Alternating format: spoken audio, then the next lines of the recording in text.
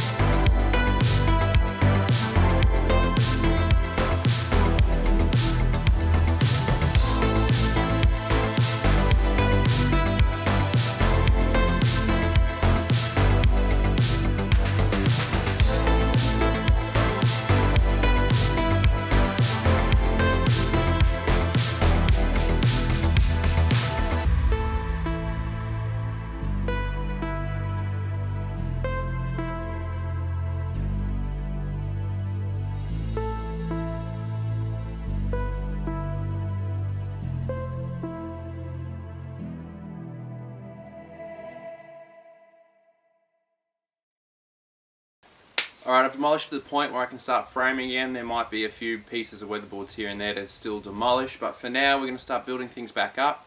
Starting with these bottom plates. Now there are a couple studs behind me. I've pulled them out only because I've been able to prop the beam that was above them. So I'll show you how I've propped it. I've just used a chalk line to mark a straight line along the bottom to connect the existing wall to the other end. We'll follow that chalk line with our bottom plate and then we'll come plumb vertically up from the bottom plate, which should tie in with this top plate. And then yeah, we put our studs at 450mm centers and then we put them where we need them to form corners to hold plaster on, hold doors, and put them, you know, to support shower screens and anything else we can think of.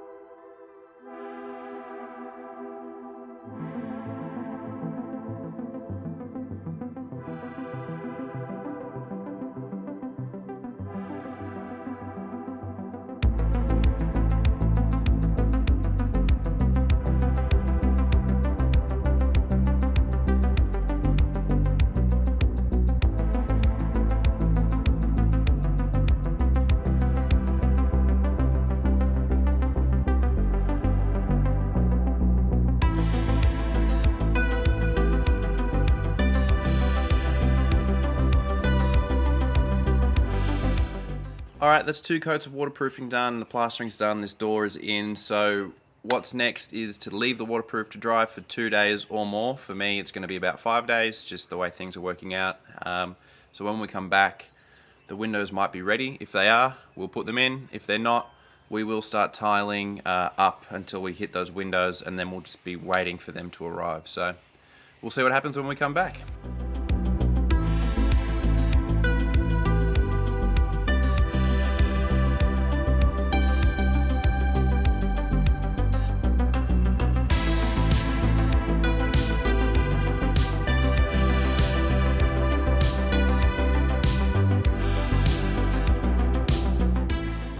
Waterproofing's done, it's dry, I'm protecting the floor with some cardboard. I'm starting on the walls. Now I've mapped it out so that the tiles finish a full tile at the top, which means the bottom tile, the first one we start with, is a cut.